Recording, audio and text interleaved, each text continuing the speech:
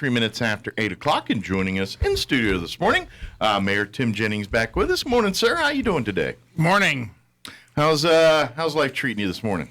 Oh, we had a pretty long meeting last night. We got through about 1 o'clock, but 1 a.m.? Yeah, we were up a little late. And you started at 6 p.m. I think that's got to be a record, right? I've heard a couple go to midnight. We just there's a lot of things going on that we had to, people getting used to each other, learning each other. Yeah, this is the first time the city council and new mayor, everyone, the new faces that are joining the team sat down together for the first session. So, yeah, I imagine there's feeling each other out and kind of you're getting your groove and flow on because, that's kind of believe it or not, one of the main jobs of mayor is to run the city council meeting. That's kind of, you only get to vote when there's a tie and things like that. But one of the main duties of the mayor is to run that meeting on each month here. So I imagine for you got to kind of find your groove a little bit too on some of that. It's kind of funny every time Councilor Bobby Corn would talk, I'd keep calling him representative. I'm just used to it, and you got to get the habit out of the habit. We haven't been together in a elected meeting in a long time like that, and it's funny. I don't know where that came from back out of the past, but it was something that was sure. Well, and that's a couple of titles ago because next month he'll call him Commissioner Corn, so it'll be okay. Yeah, well, I'm just lucky I didn't have to go call him Judge Corn very often. There you go. Be thankful for that one, right? Yeah, so good deal. But well, it was a real good meeting. It was interesting, and it's. To me, it's something it's fun because I really think that the flavor of the council changed a lot. Okay.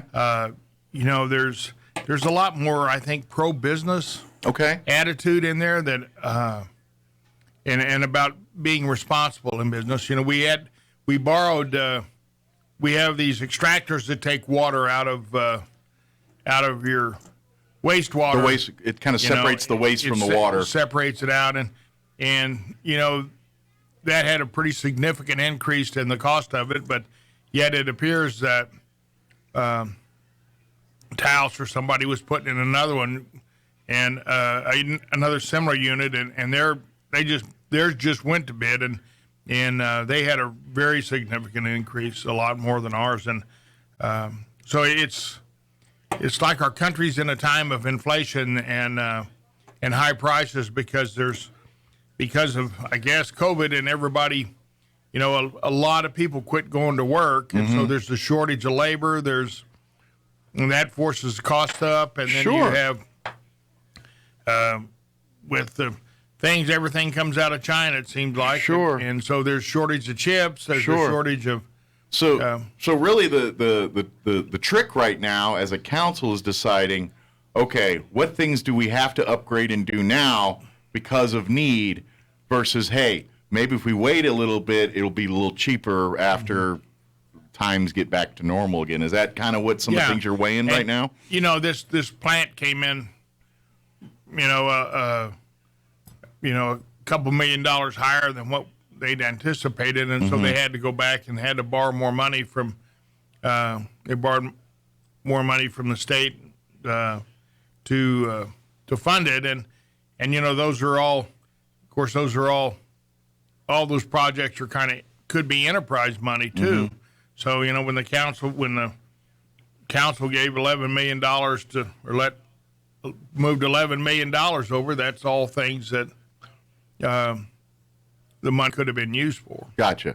And there's probably, you weigh it like, okay, there's growth potential by spending it here, so that $11 million can turn into something bigger down the road here versus over here, where that's just a cost expense thing, not something that's going to generate wealth or generate opportunity. Well, and the Ascent thing came up. It came in pretty high. I don't think they were looking for.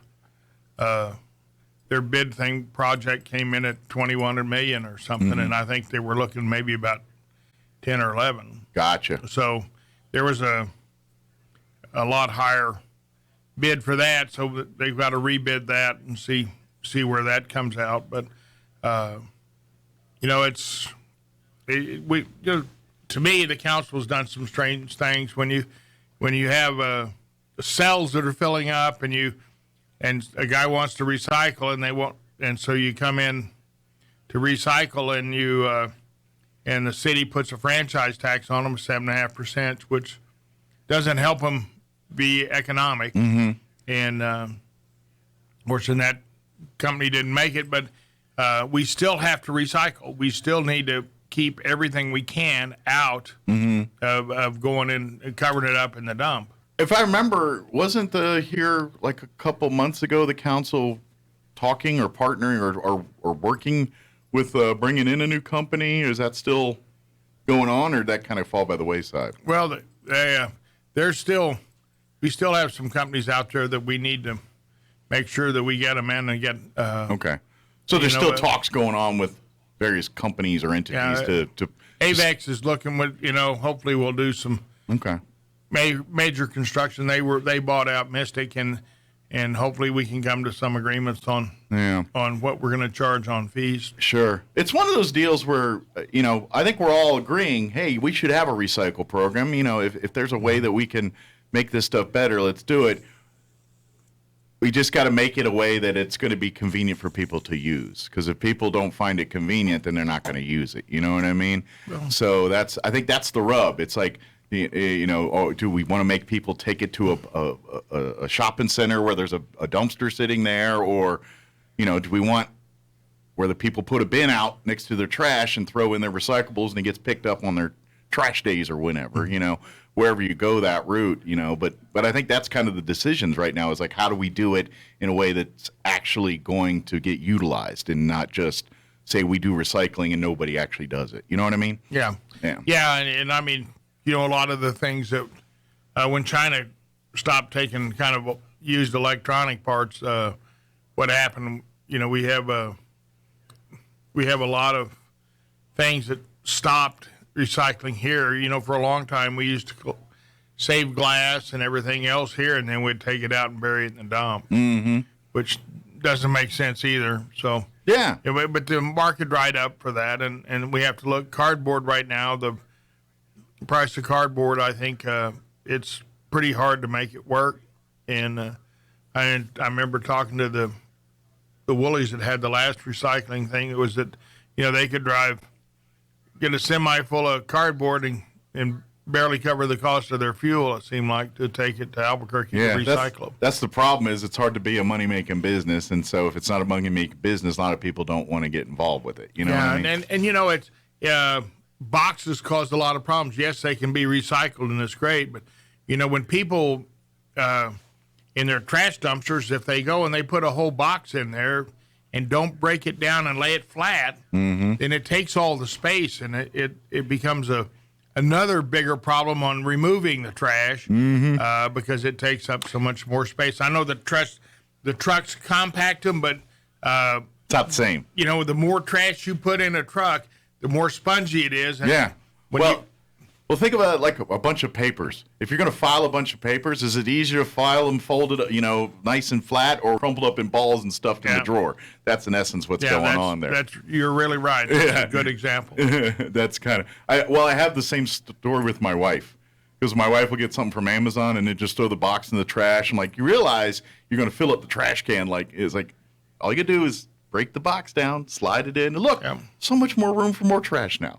If you'll just get a little box cutter and just, go down the tape that's on it, it'll fold flat pretty quick. Exactly. So I have that very same discussion with my wife at least once every couple months. So. And if you take a bottle and blow it full of air and then screw the lid on tight, and then you have to break that bottle before it will compact. If you leave the lid off, it makes a lot of difference. Sure.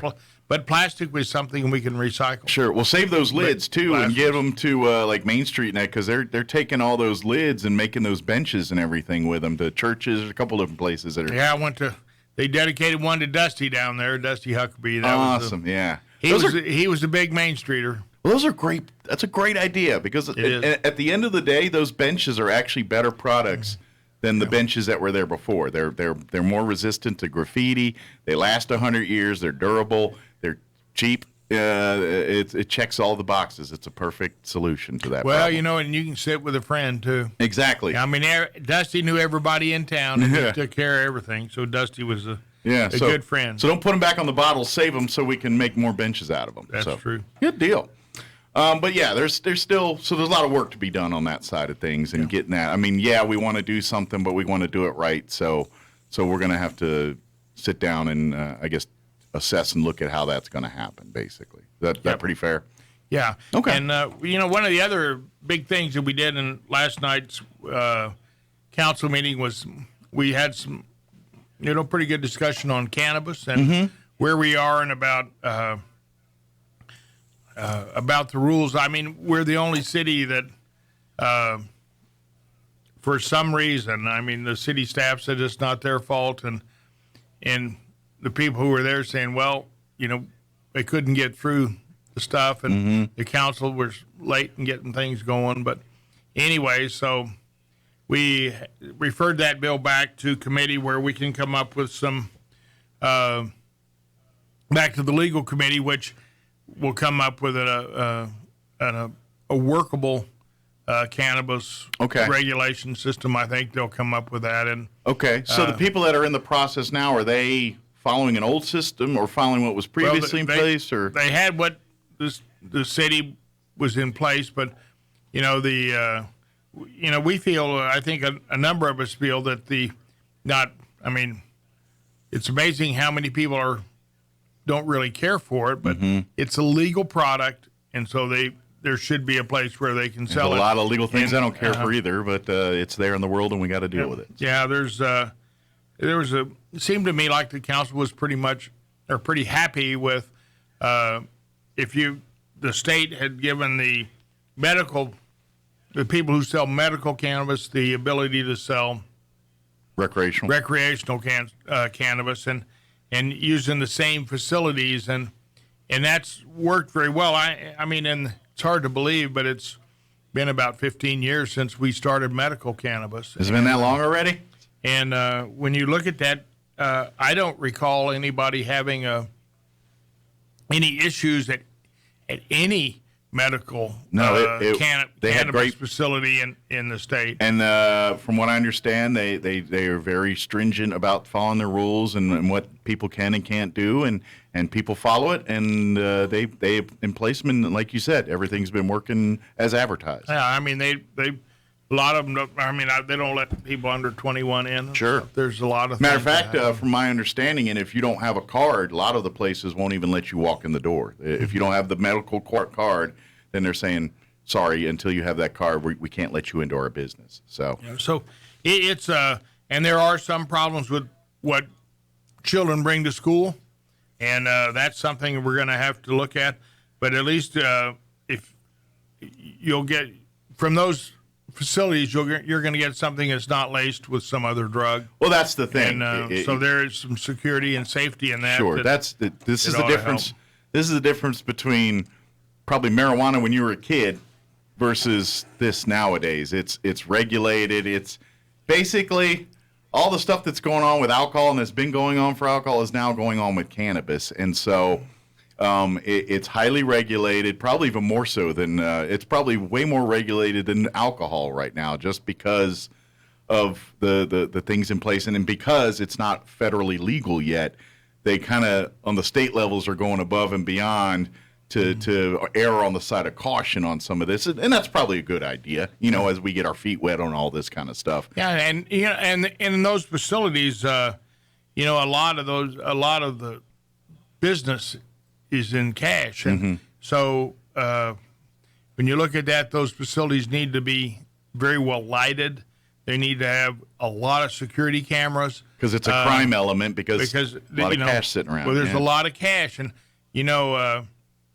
most banks, when somebody robs a bank, they don't get very much money because you look at the machines and the teller machines and everything you have now, and it's a lot harder to get large amounts of cash together. Yeah. And banks have it, and they have vaults and stuff. And Well, plus they put the dye drops. bags and all that Yeah, stuff in there. Yeah. Yeah, they'll put a little color on you there if you get caught. But so it's cannabis is something where there's quite a bit of money involved, and so we need to be careful. But it's one of these things, and I'm telling you, my opinion, 10 years from now when they figure it's going to be just like liquor stores and everything else, you're going to go in and it's going to be a well-oiled machine, and you're going to do it or not do it, and it's going to work that just fine. But right now we're in a learning curve. We're in a learning process. We're going from something that's been illegal for all of our lives, everyone on the planet, it seems like, for a long time, and now it's changing, and we got to,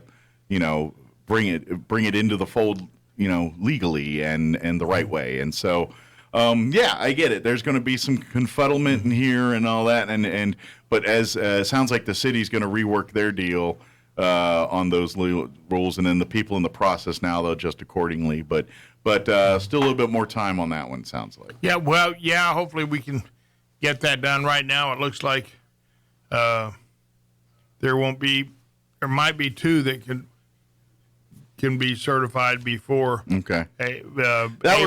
We had Kevin Mavers on about a month ago talking, and it was right around the day when all went legal, and he kind of explained there was, I think, two, and I think these are medical companies that have been doing it. 2 out of the 7. I think there's 7 medical companies. And they're close. Like there's only like 1 or 2 more steps. Maybe by the end of the month. But they should be. And then the other ones are the end of May, and then the next 2 more, the last 2 or whatever, are on the end of June. Well, you waited your whole life to get legal. You can wait a couple more weeks, right?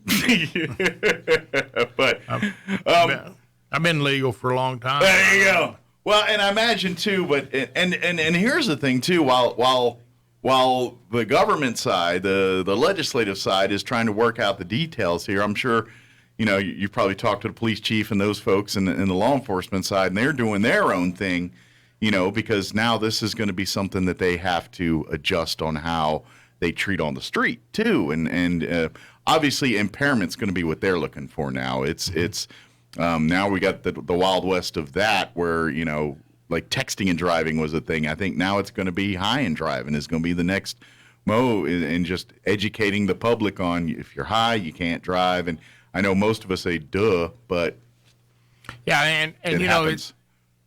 Cannabis is going to be a significant challenge for businesses. Sure. And the reason being is that if someone has alcohol, you can test that relatively very pretty simply. Easy to see someone drunk. And but with cannabis, it's going to be a little harder. And alcohol leaves your body system pretty quick. Yeah. But cannabis can stay in there for a long time, and so there's.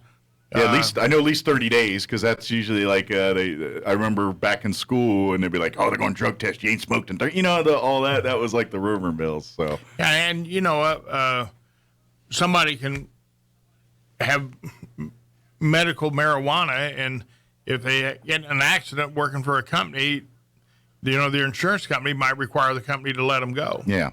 I mean, there's some significant questions yet to be answered. Again.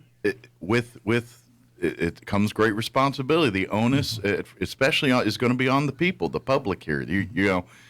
It's been made, it's been done, it's legal. I know some people are for it, some people are against it, and they're going to be that way, because that's how they feel, and you have the right to feel that. But it's here, it's going to happen. Mm-hmm. We've got to deal with it, and so even if you're so anti for it, or anti-against it, then, it's still legal. We're going to have to deal with it in some way, shape, or form. So if you come from that understanding, maybe you can, not be so, you know what I mean? It's just people get like, oh, you're doing this, then we're going to have to shut down the world, or, oh my gosh, it's cannabis here, it's the devil. And I'm like, it's, there's a lot of bad things that come there, but no more so than that beer that guy's drinking right over there. It's a bit hypocritical to not judge that person and judge that person when, and at the end of the day, it's the same thing. Yeah. It's the exact same thing. So we just got to get mentally there. When we have all these criteria about where the stores can be, and no, that none of them should be by schools. I agree with all that. But there's no more so than I want a liquor store hanging out by the school. You look at, growing up, we had little stores about every 4 blocks. There was a little store. I mean, we had one at And you look, we had one across from Missouri Avenue. You had one across from what was Roswell High or Yucca. Sure. And, the Ashcrafts were over there. And then you had little stores about every 2 or 3 blocks. And their Coke machines had water in the bottom, and the water was chilled, and your Coke sat in the chilled water, and you slid them down the racks and pulled them out when you put a nickel in. Yeah.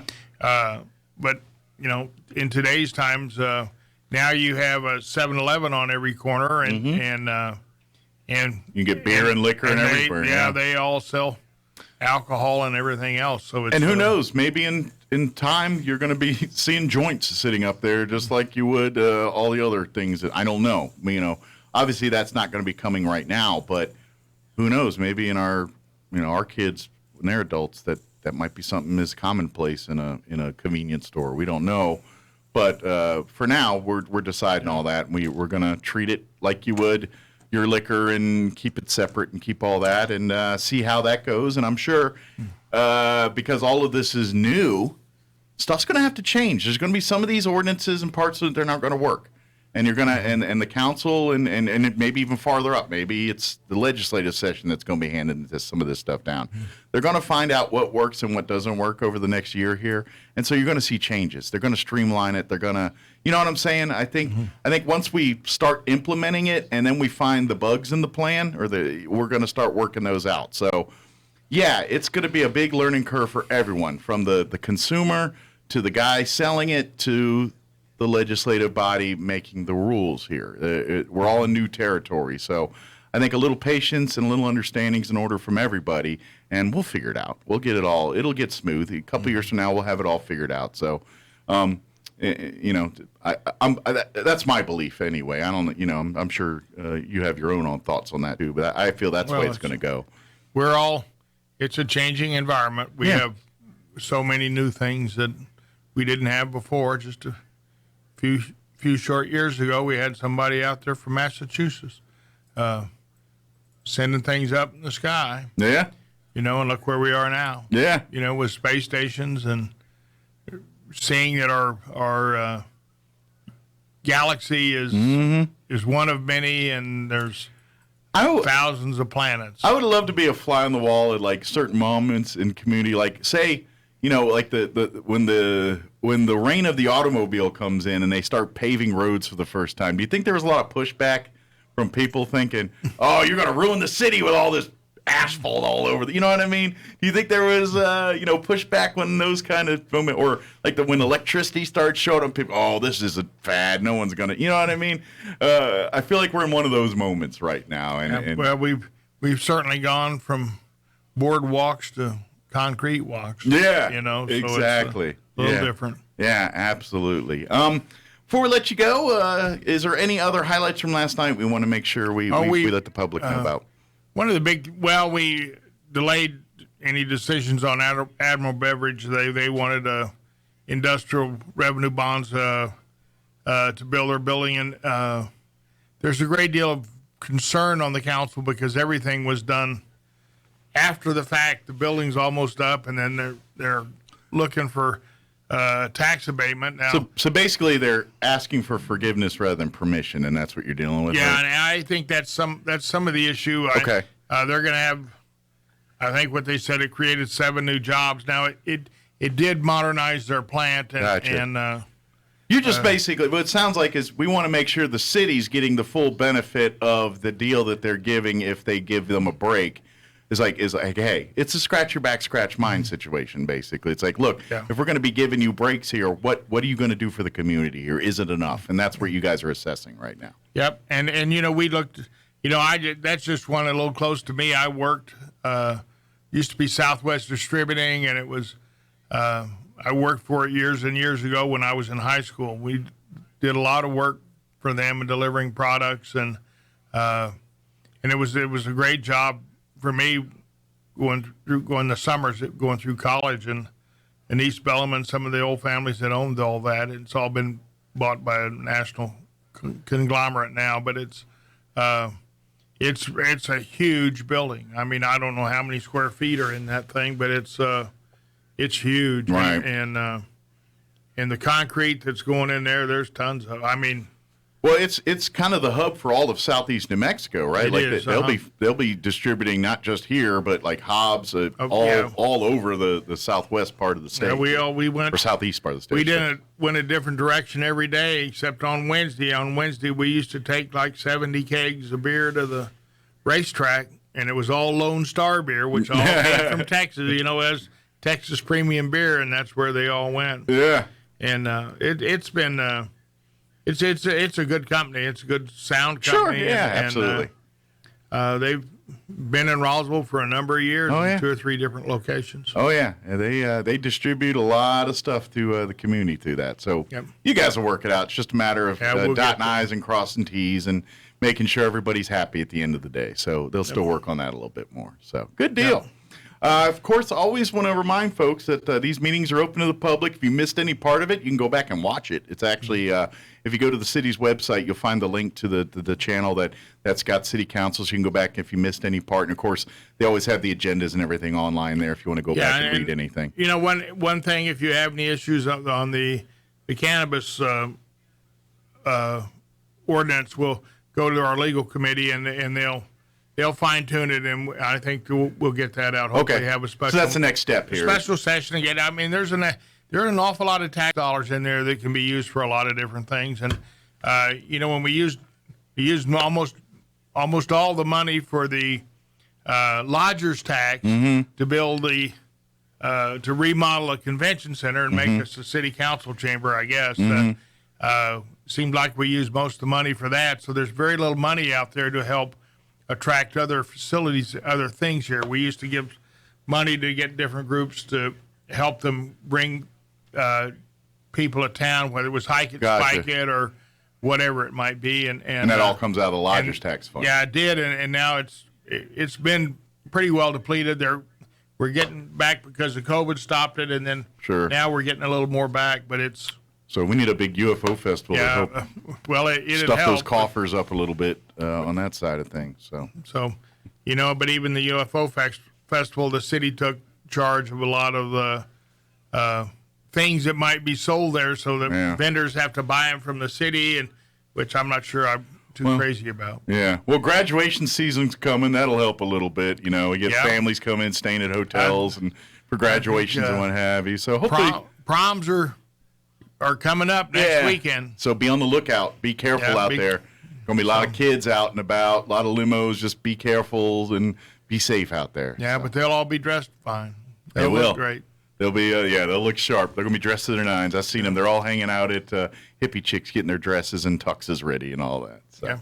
Well, as always, appreciate the visit, Mayor. We'll see you here next month, if not sooner. Anytime if you've got something you need to get on or get the word out about or anything we want to discuss here, you got an open invite, just let me know and we'll make it happen. So, okay. Awesome. Thank you, buddy. Thank you, sir. You bet. Don't forget to take some more McDonald's with you on the way out. Those hash browns you can eat at any temperature. I've argued that those are good, cold or hot, either way. I've never had a bad one yet. So that's true. Thank you. Thank you, sir. Appreciate it.